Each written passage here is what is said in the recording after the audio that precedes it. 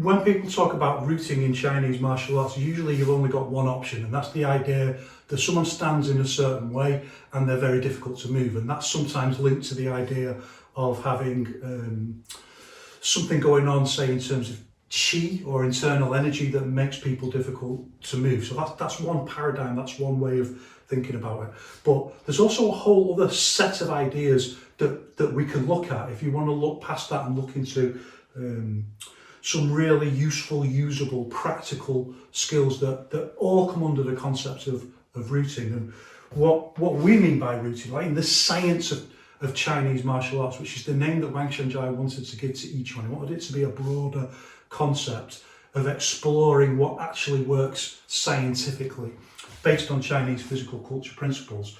Within that overall suite, that overall set of ideas, there's so many things around rooting when you understand what rooting is really. So rooting is just the way that you help to provide extra structure to a punch. It's usually the way you use your feet. But what rooting really means is the way that you position your feet in relation to your overall structure to add power to a technique. And by structure we mean there's a difference between just like doing something like that, flicking your arm out or doing something like that, and doing something like that where you create a whole structure with your body.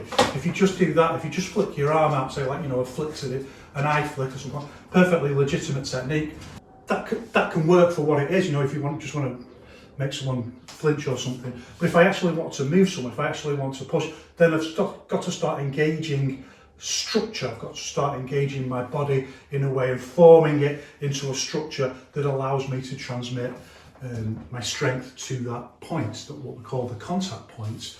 And then we have to start learning from the reality of the task that we're trying to do. So we learn pretty quickly that we don't want to punch, we don't want to push with our fingertips, and we want to push with our palm, and that we want to create a certain kind of structure with the body.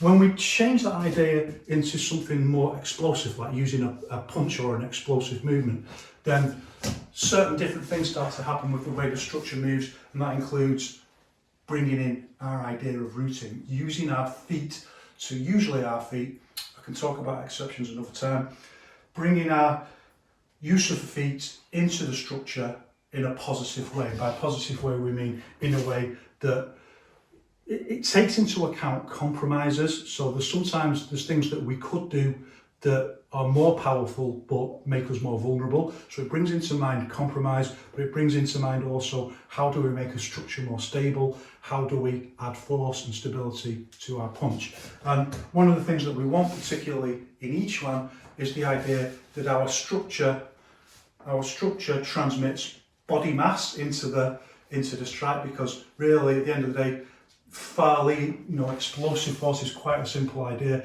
Body mass times speed, let's say times structure, correct structure. And the right kind of structure will transfer more of your body mass into the fast twitch movement. And by rooting it off the floor, you can add solidity to the movement. It's as simple as that. We can bring all kinds of fanciful ideas in it, and back in the day people used to use all kinds of colourful language to describe this stuff. You've got to decipher that to get to the root of it. So for example, if I do this posture and I want to push from my forearm this way, the standard way we do it is I'm twisting up off the front foot and I'm just solidly in the floor, pushing into the floor with my other foot. So both your feet are usually involved in rooting, but we have like a bit like in music, I suppose. You've got like a dominant root. And your dominant root is usually the foot that does something different, like twist up or move. That's the concept as we use it anyway, and it's a really useful way of thinking about it. So I've started with this idea of using the forearm push, and we can use that idea in a number of different ways. And one of the really useful things that we need to understand in each one, what makes it different from other kind of movement systems, what makes it different from movement culture and things like that, is the functional use in martial arts. So from that we can then proceed intuitively by listening to our own body, by thinking about how our own body functions. So you can experience things like, yes, you can release force this way and hit out with the back of the forearm this way, but if you change this way it's more powerful. If you change from that to that, for the forearm push, it's more powerful. And you can experiment with that on the bag and find that it's true. But if you just move, first of all, hold in stillness and then move slowly and just feel the different things and become more aware of how your body functions, then you pretty rapidly realise that when you turn your arm, even though it seems like a ridiculously small difference, you just engage more of your tricep muscle, like significantly more of your tricep muscle, just by doing that posture. And that's actually what makes it more powerful, feel more powerful and more solid, because you've got this extra strength coming from that muscle. In exactly the same way, we can listen to our feet. We can all smell feet, but you can listen to your feet as well, and they will tell you a lot about how you need to position them in order to add solidity to a strike. They won't always tell you what compromises you need to make. That's something you have to think about. But one of the skills that we try to develop is this intuitive ability to always use the right kind of routing, even if all of a sudden the technique we need to do is completely unusual and it's something we've never done before. That's for whatever reason, there's something up here and you need to do this way and you need to route. Your body needs to know straight away that this is the kind of routing that it uses. So we're trying to develop that intuitive ability to use the right kind of routing in the right situation. And it doesn't really take that long to develop, because what we do is we work around general ideas, kind of general overall paradigms that then can be broken down intuitively into multiple different. So if you already know about twisting your back foot, say for a cross punch or something like that, it's quite easy to adapt it then into a million or an infinite different number of ways of using your routing. And the reason I'm saying all of that is that it helps us understand rationally why we do things. So then there's no arguments about, well, this is the right way, that's the wrong way. The right way comes from the way we use our body most efficiently, the way we can empirically demonstrate that we can produce the most force that way, and then that's contextualized by a rational understanding of the realities of the fight. So as Yao Zhongzun says, start from the reality of the fight and then work backwards. So we can empirically demonstrate force, and that means you can demonstrate it on a punch bag, not just like one of your own students, or let's just say anyway, you can demonstrate it on a punch bag like I do, and you can issue real force. So our first technique, this forearm push, like this. So there's lots of different things going into a technique like this. There's lots of other things that we need to learn, like this opening of the chest area. That's different to other techniques where you might say, for example, if you go this way, you don't open your chest like that in that way, but you do this way. So again, that's something else that someone can teach it to you, but also your body kind of knows these things once you start experimenting with it. It's very similar with routing. We use pivot routing, usually for the first, if it's off the spot. So again, context is everything.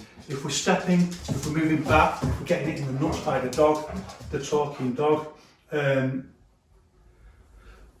routing changes. So what we start with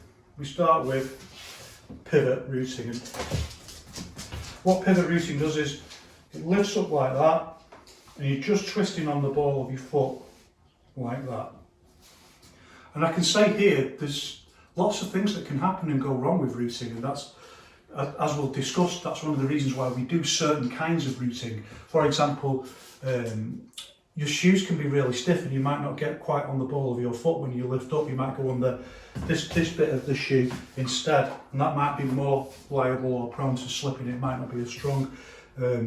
Things can change depending on what surface you're on. So during the lockdown, I was training either on a disused tennis court, and when that was damp, it was slipping all over the place, and a disused car park was disused during the lockdown that was full of all these little stones and bits of glass. And that really opened my eyes to a lot of stuff, because a lot of the routing that I'm used to doing on a much more sticky surface, I'm slipping all over the place. So my routing had to go to an entirely different level, and it requires a lot of leg strength, particularly these muscles here. It requires a lot of leg strength to stabilise stances when you're using routing like this. So there's a lot that depends on the kind of surface that you're training on. But we start with the general concept, and we're twisting up, we're going onto this part of the ball of the foot here. So it's not the whole ball of the foot, it's this part here where the dog's licking. I was licking my hand. Where your big toe, if you've got a big toe, not everyone's got a big toe, the ball, this part of the foot goes to the big toe. You're twisting up onto that, and you're not twisting too far. You're not twisting too far. Generally speaking, for the front foot, we kind of think about where the target is, and we don't want to go too much past. If that's the centre line of the target, usually the foot twists and it's just pointing 45 degrees past the centre line of the target. And that's the same whether it's a punch, hook, elbow, upwards elbow. These are all the same, or lifting up forearm. It's all exactly the same technique, pivot routing from the front foot. So we one, this way. So of course, technically, both of the feet are, you know, on the floor. Both of the feet are rooting. And also, when you do techniques really fast and powerful, very often your feet lift up off the floor. That doesn't break the rule at all. So, you know, sometimes people talk about, like, you know, you shouldn't break your link with the earth because then the chi can't go into the earth. And well, the laws of science overrule that. The reality is, if you hit with a lot of force and your feet come off the floor temporarily, nevertheless that is still rooted to the floor. It's just the fact that, and we'll talk about that again, what we call the floating root. Like the physical energy that you put into the strike is still there, and then you land into it. But off the spot, and we can practice quite slowly like this, so the knee doesn't go too much past the centre line, like this. Shins usually pointing 45 to 50 degrees past that centre line. Doesn't usually come in 90 degrees to the target. That's the most important thing. If it comes in 90 degrees, you've usually gone too far into a vulnerable position. The only time you do that is if you change and you're going to hit backwards. So that's a perfectly legitimate technique.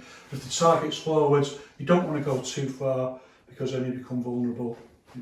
You open your back. The next thing to say is that one of the interesting things about the structural paradigm of each one is that there can be lots of different ways of doing things that are all within the same category that we can say is legitimate structural paradigm of each one. And these can vary quite considerably between different people. And the question arises then, well, how do we decide which is right and which is wrong? And the answer to that is through science. We think about, well, which way can deliver the most power? And sometimes people come up with very sophisticated improvements on the ways that things have been done before. Sometimes people adapt. This pivot routing itself, although it exists in different kinds of Chinese wushu, it comes into Yiquan through Western boxing. Yao Zhong's particularly interested in Western boxing, and his sons particularly adapted this kind of pivot routing into Yiquan.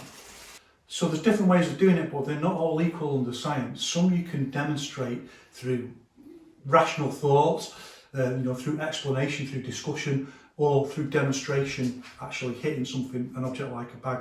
That some are better than others. So the wrong way to do it is usually the flick pivot like that, where people go like that, like this very close range. Actually, there's no reason to do that whatsoever. It doesn't do anything. So one of the things that the pivot should do really is make it easier to twist the whole body into the punch. That doesn't even do that. It's too fast to do that.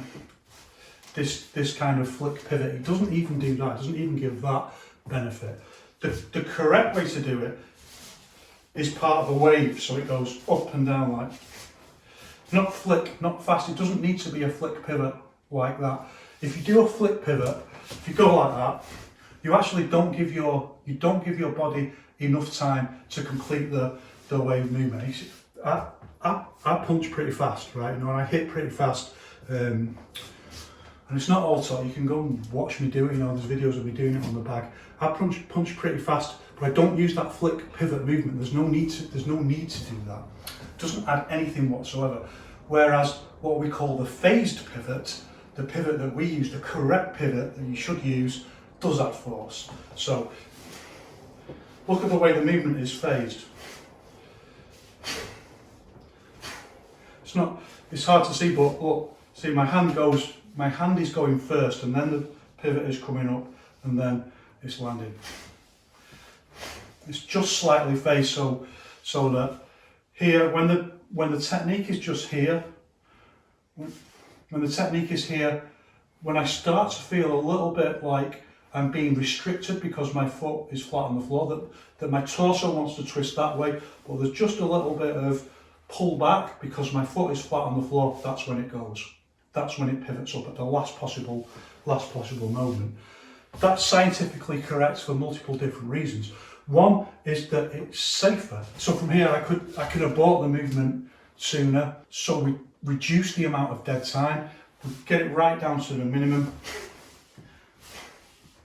And we also allow the body enough time to hit into the strike, and then it pulls the whole structure back down in a way that pivot routing doesn't. The flick pivot doesn't do that. The flick pivot is just really just like a kind of, you might as well just do like, if you're going to do flick pivot with a jab, say, you might as well just do it with the arm, because it makes no difference whatsoever. It doesn't allow you to integrate your whole body structure into the technique, and that's why when you see people do flick pivot routing, you never see them hitting full contact on a bag, because they can't actually deliver the kind of power that the theory is talking about. That's the truth. But if you use the phased pivot, let's say for a jab,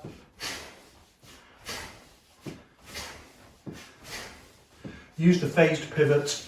When you start doing it really, really fast, it's quite hard to see that. It's quite hard to see that phase. I recognise that, but it's there. And when you train slowly, it's there, and it allows you to get more force into the punch. And also, another very important reason why we use this kind of phased pivot and not the flick pivot is the flick pivot doesn't add any stability to the stance. The phased pivot is pushing into the floor, and this also links into something else that's quite important for people to learn. The way that you should correctly punch is that the foot should lift up and push up, and the body should be curved from the quad, and you lift up and you open. You don't just open this way. Now, this is exactly what I'm saying about there are certain things within each one that are perfectly within the structural paradigm, so you can't say that they're wrong. So someone who punches like a jab quite flat like that, like some people do, and sometimes that's the right way of doing it, by the way, but it's not the most powerful way, and we can just scientifically demonstrate this just by getting on the bag and getting people to try it in different ways, and they can feel for themselves that that's not the most powerful way of using the structural paradigm of each one. What you should do is, in at the quad, body curve forwards. Yes, you're going to turn this way. You're going to turn this way, but you're also going to lift. So you're not just going to turn from this curved posture, you're going to lift and turn.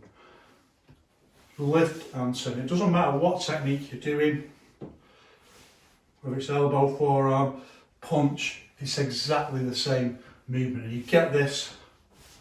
This is again one of the very important reasons why each one is very different to Western boxing. This is not like moving in like that. You're actually moving back with the punch in this way. And when you do that, you're pushing up off the floor. So you're making a more rooted contact with the floor, and you don't do that with a flick pivot. It's just a very fast. You don't do that with a flick pivot in the same way, mostly because of the kind of flick pivot punch is faster. It's a faster way of doing it, and this is a more powerful way of doing it.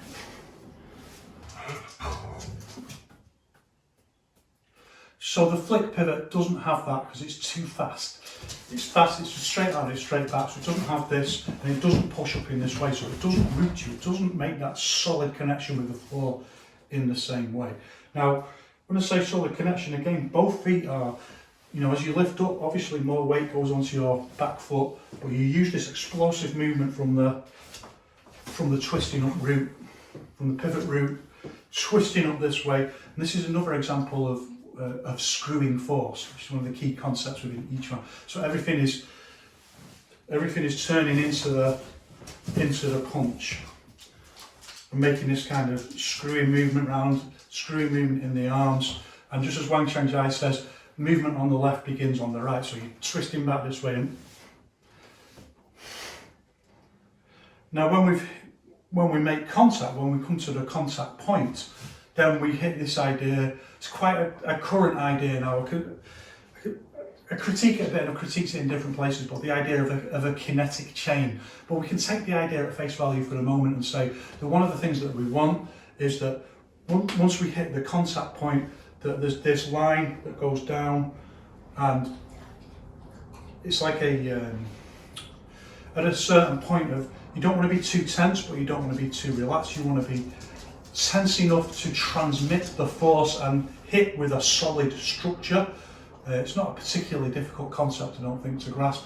Hit with a solid structure, but you don't want to be too tense, because if you're too tense, it's kind of brittle, and the force the force might be very, very strong, but you know, that's when you jar your shoulder or knock yourself backwards or whatever. There's no resilience. So you want to be relaxed enough so that there's resilience in the strike, so that you can withstand the impact of the strike yourself.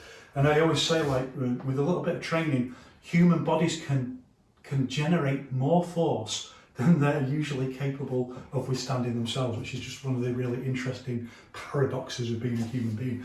So you want that resilience. Like Wang Changjai says, square force is too brittle, so you don't want to be square like that and hit, because it can just jar all the muscles out of the bones. But you don't want to be too relaxed. So and then when we hit, we want this line. And again, this is why this is the dominant rooting foot, because the line that goes down to the point where you're adding solidity to the strike from the ground that you're rooting from.